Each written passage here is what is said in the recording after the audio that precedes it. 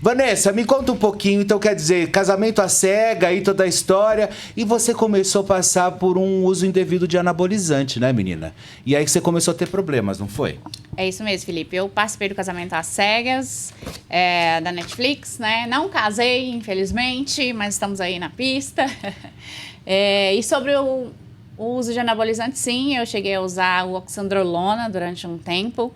E aí começou a me dar alguns efeitos colaterais depois de um tempo. No início tudo é flores, né? No início a gente vê resultado muito rápido. E aí, claro, aliado à academia também, uma alimentação saudável também, porque não adianta também só tomar o hormônio, tem que ser, né? Tudo junto.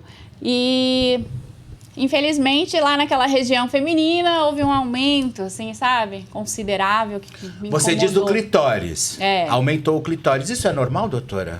É um efeito, né? Pode pôr o microfone mais pertinho da senhora, tá ótimo. O clitóris nada mais é do que um pênis não desenvolvido. Por isso que é o órgão de estimulação sexual principal do sexo feminino. E faz parte dos efeitos de uso elevado de testosterona, é o aumento das características sexuais secundárias, né? Aumento de pelos, queda de cabelo nas mulheres e o aumento do clitóris, que é o órgão sexual feminino semelhante ao órgão sexual masculino, né? Sei. É isso aí. Me conta, e aí? Daí como aconteceu? Aí, quando eu comecei a perceber essa mudança, eu fiquei assustada e imaginei que poderia ser realmente o uso do anabolizante, porque, né, se fala muito dos efeitos colaterais. Além disso, também minha pele começou a engrossar muito com o tempo, começou a ter muita espinha e tudo mais. E aí eu cheguei e procurei a endócrina, né? Eu estava fazendo tratamento com uma outra médica, aí eu procurei uma médica, eu estava com um nutrólogo, aí depois eu fui para essa endócrina, e aí ela pediu para suspender mesmo o uso. Parei de usar durante uns meses e aí depois deu uma, como fala, desinchada, assim. Mas me atrapalhou, né? Até no desempenho sexual, fiquei mais travada. A gente fica tímida, né? A gente fica e aumenta pensando mil coisas. E aumenta a dispareunia, né? Que é a dor durante a relação sexual também, né? Você começa a ter um pouco de desconforto, de desconforto durante o ato sexual. O ato sexual.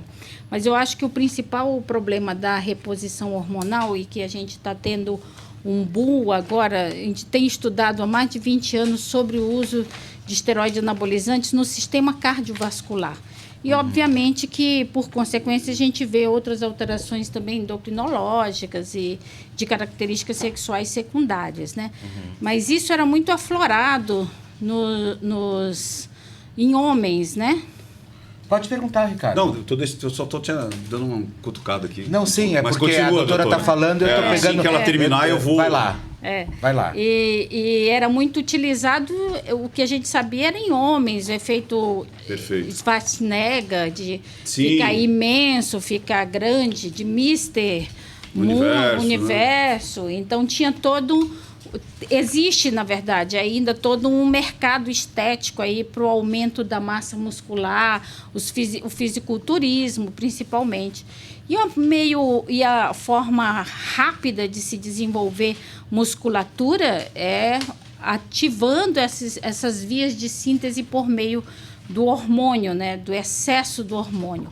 Mas a gente tem problemas com as doses, as supradosagens do hormônio de testosterona, principalmente porque esses hormônios eles são análogos à testosterona. Na grande maioria das vezes, eles são substâncias que não são exatamente compostas por proteínas humanas. Elas são sintéticas. Elas são sintéticas, principalmente vinda de vegetais, como o inhame, ou até animal, no caso, testosterona sintetizada a partir de plasma de equinos, né? Mas nós temos, sim, também as sintetizadas a partir de proteína humana, né? Da testosterona humana. Mas o fato é que elas sofrem modificações químicas, né? Para mimetizar um efeito da testosterona. Mas a gente tem que entender que o aumento da testosterona, ela pode ativar esses receptores musculares que não são específicos unicamente para a testosterona humana, para a proteína humana, mas existem outras vias que necessitam de uma especificidade dessa testosterona humana para serem ativadas. E uma coisa que as pessoas normalmente não sabem, uma vez na academia, você vai ser abordado por alguém que fala assim, quer crescer? Com certeza. Quer crescer? Mas não é só E a doutora, e assim, mas eu quero- rapidinho, eu só quero falar rapidinho. A doutora Janiane, pessoal, ela é membro da Sociedade Brasileira de Cardiologia, professora de pós-graduação do Departamento de Cardiopneumologia da Faculdade de Medicina da Universidade de São Paulo, médica do INCOR de estudo de anabolizantes, que era ela que você deveria ter procurado. E olha, sabe qual que é o... Assim, Agora eu já sei. Me corrija se eu estiver errado, doutora. As pessoas esquecem que o coração é um músculo. E aí, quando toma... Também hipertrofia. Vai fazer a musculatura do coração se transformar. Alguns ficam com o coração muito grande, né? E aí depois não consegue bombar. Falam que existe o estímulo, não sei se é verdade, um estímulo muitas vezes de células cancerígenas, porque ela está lá paradinha, quietinha, e aí você toma aquela dose, às vezes é um ciclo, em um ciclo você já começa a detonar. O excesso de hormônio, ou seja, a dose suprafisiológica, ela ativa alguns mecanismos que são aceleradores, né? E geralmente a via nem é diretamente sobre o coração, é sobre o comando central, sobre o cérebro mesmo. Perfeito. E ali você vai ver, isso aí a gente já provou que é realmente o efeito cerebral direto. E aí você tem alguma ativação de vias para o coração, para os rins, para o fígado e para o cérebro também, o que muda o comportamento, um comportamento um pouco mais agressivo. Então tem efeitos desde os psicogênicos até... Ou seja, desde a cabeça, de comportamental, que são os psicogênicos, até o coração. Até o coração, que seria que o músculo aumenta, em si. então, o acelerador, que é a atividade simpática, que a gente chama, né?